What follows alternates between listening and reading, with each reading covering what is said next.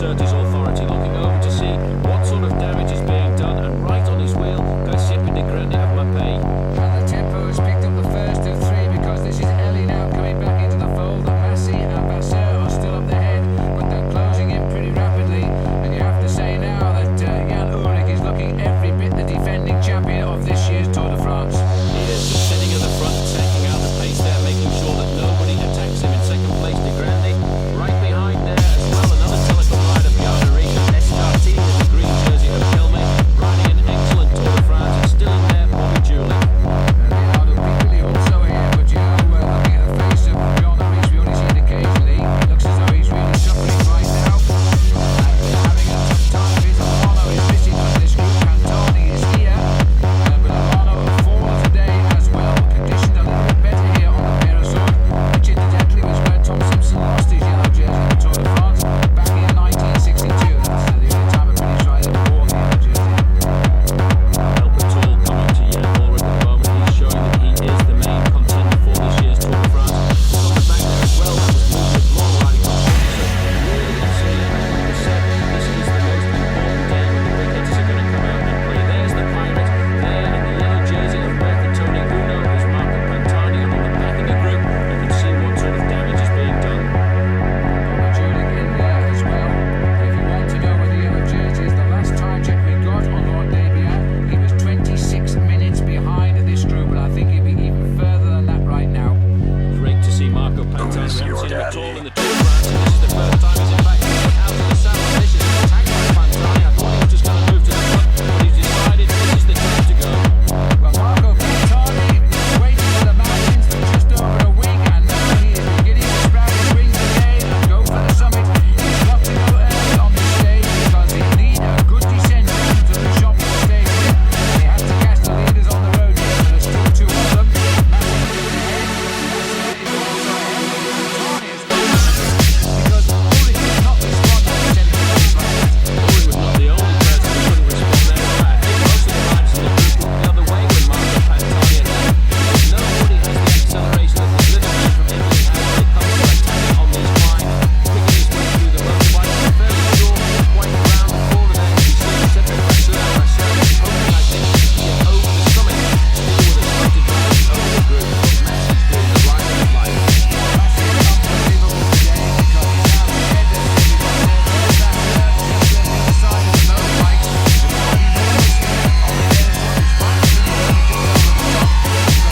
what he knows here on the Peyresourde is faster than he just over the top. This climb. Massive great today, but he was never going to hang on to the Pirate. Didn't say ciao there as Marco Pantani flies by. One man left on the road with around about 35 seconds. So Pantani has a great chance of coming back later before he gets to your deputy. Who's your deputy? Who's your deputy? Who's your deputy? Who's your deputy? Who's your deputy? Who's your deputy?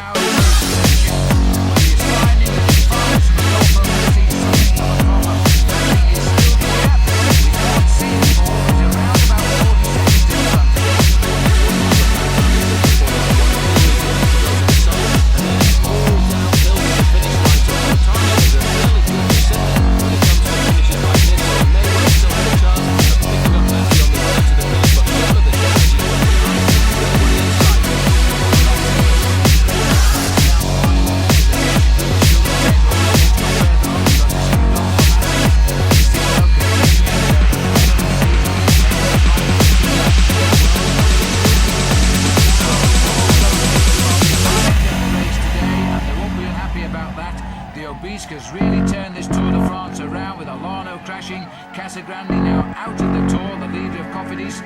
Good news for them is Bobby Julich's riding pretty well. He's in that chase group along with Jan Ullrich and also Luc Legault. But this man is going so well, and this rider here is not really catching him. It's easy because it looks as if he's going so much faster than Massey, but Massey's holding on to that slender lead. This is the group behind. A good move there, sitting in back position wearing number 51.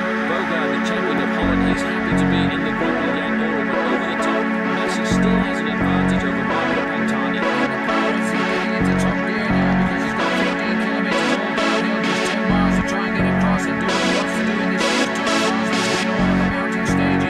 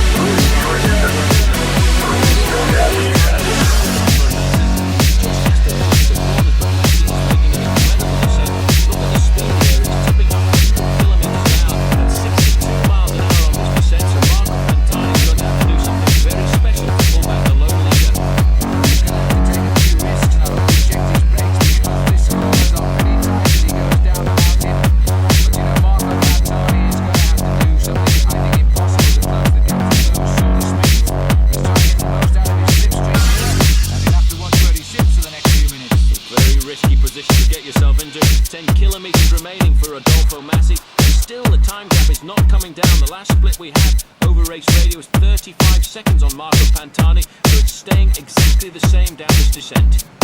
Well, we've had him at 38 seconds over the top. They've given us 35 seconds on the descent, and it's gone back to 36 seconds now. So we can say they are coming into Luchon locked at the same distance apart here as they were at the top of the climb. What's the latest time? Check on the board. I couldn't quite get a glimpse of that, Paul. It was close. 35 seconds, I think it said on the board there. Massi now starting to hurt. He's been away since the 54th kilometre when they got away on the Col du Peyresourde. He rode across with his teammate. They joined up on the descent of that climb, and then he's been in front ever since the top of the Peyresourde, and now he's really pushing himself to try and stay clear of Marco Pantani. Well, some of the teams have lost their big names today because Bueno Hora has also gone out, and we fancied him in the mountains, but the weather proved too bad. That glacial descent. Now it looks as though Rodolfo Massi might have a touch of cramp in that leg, but it shouldn't matter now because he's not very far to go to complete the descent down into Luchon.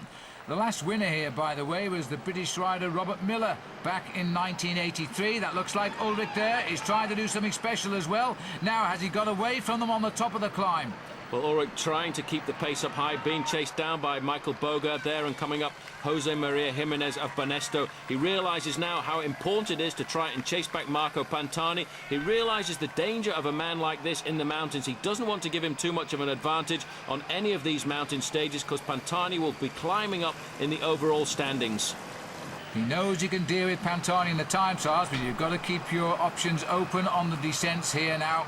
But Massi is heading down towards the victory. There's no real gains coming from Marco Pantani. He's approximately only 25 seconds ahead, too, of the Ulrich group now. Well, in fact, a lot of energy going into this chase by Marco Pantani, and he's not getting the big times that he wanted to, but what he's thinking about now is winning the stage down in Luchon, and for the moment, kilometres are ticking away. 2 kilometres to go for this man at the front, Rodolfo Massi, and it's all flat now down to the finish line. It gets a little bit easy to say the least now. A sharp right here, it's a flat road, bears round to the left and goes into this lovely little spa town. Ulrich has been handled by the rest of the group. Luc Leblanc has come back up, and they're all back together again in the chase. There's only about 6 or 7 of them left, though, from the peloton today. As now, this is the part you can actually sit up and enjoy now. Massi looked clearly over the cars then. He won't have seen Marco Pantani as he now goes down through the centre of Luchon and turns towards the finish. This is going to go down as one of the greatest wins of his career. By the way, here's a rider who hasn't ridden the Tour de France. I think 1990 was the last time that he rode the Tour de France. He's back big time now, though, as Massi comes up towards the line. This is going to be only win number 11 of his career. Rodolfo Massi, the new leader of the King of the Mountains, gets the stage in Luchon. The clock starts now. And here's the approach of Pantani, Paul, but there's still a long way to go to the line. There certainly is. Pantani tried, he moved at the right time on the Col du Peyresourde there. He thought he had the advantage. He thought with the speed that he has on the climb that he could pull back the lone leader. In fact, he wasn't able to. Over the top of the climb, it was 31 seconds, and still Pantani forcing himself to keep up the pace because he wants to get to the finish line. All he can think about now is the advantage he's going to get over the Jan Ullrich group, which is closing on him quite rapidly too. So a second place to Marco